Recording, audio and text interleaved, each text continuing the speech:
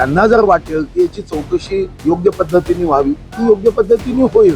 पण हे प्रकरण किती गंभीर आहे म्हणजे खर तर कायद्याच्या चौकटीतच गुन्हेगाराला शिक्षा झाली पाहिजे. पाहतो ऐकतो किंवा माझ्यासारख्यालाही वाटतं की अशा व्यक्तीला कोर्टाच्या माध्यमातून न्याय देता चौकामध्ये उभं करून प्रत्येकाने एक एक सुई टोचत साऱ्या सुई टोचत टोचत त्याचा मृत्यू झाला पाहिजे. असे भोंदू बाबा हे समाजालाच त्रास देत नाही तर आमच्या धर्माला सुद्धा बदनाम करतात.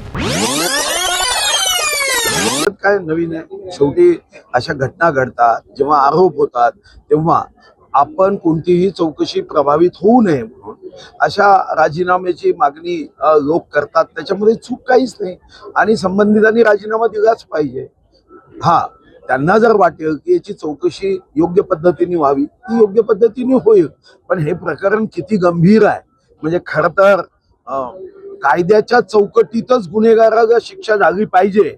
हे कायद्यावर विश्वास असणारा मी एक नागरिक आहे. पण जेव्हा टीव्हीच्या माध्यमातून मी त्यांच्यावरचे आरोप पाहतो ऐकतो किंवा माझ्यासारख्यालाही वाटतं की अशा व्यक्तीला कोर्टाच्या माध्यमातून न्याय देता चौकामध्ये उभं करून प्रत्येकाने एक एक सुई टोचत साऱ्या सुई टोचत टोचत त्याचा मृत्यू झाला पाहिजे असं माझ्या मनात जेव्हा येते. याचं कारण आहे त्यांनी केलेले अघोरी कामं.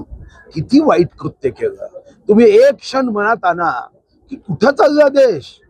21व्या शतकामध्ये आम्ही विज्ञान युगाची कास धरण्याच्या दृष्टीने आम्ही शाळांमध्ये विश्वरत्न भारतरत्न महामानव बाबासाहेब आंबेडकरांचं शिक्षण द्यावं हे सांगतो. त्यांचे शब्द आम्ही त्यांना सांगतो. क्रांतीज्योती सावित्रीबाई फुले असेल, शाहू महाराज असेल, क्रांतीसूर्य महात्मा ज्योतिराव फुले असेल, या महाराष्ट्रामध्ये असे भोंदू बाबा हे समाजालाच त्रास देत नाही तर आमच्या धर्माला सुद्धा बदनाम करतात. आणि म्हणून माझ्यासारख्या कायद्याने चालण्याचा नेहमीच विचार करणाऱ्याला वाटतं की एक दिवसासाठी कायदा बदलला पाहिजे. जसं एक दिवसाचा मुख्यमंत्री होता तसं एक दिवसाचा कायदा बदलला पाहिजे. नो कोर्ट नो चार्जशीट, चौकात उभं करून सुयानी टोचलं पाहिजे. अहो काय तुम्ही विटंबना गावली. छत्रपती शिवाजी महाराजांचा महाराष्ट्र आहे. जेव्हा छत्रपतींना विचारलं की स्त्रीचं स्थान तुमच्या राज्यात कुठं आहे, देवाच्या देवाऱ्यात देवाच्या बाजूला स्त्रीचं स्थान आहे. यांनी स्त्रीचा अवमान केला म्हणजे देवाचा अवमान केलाय, छत्रपतीच्या महाराष्ट्राचा अवमान केलाय.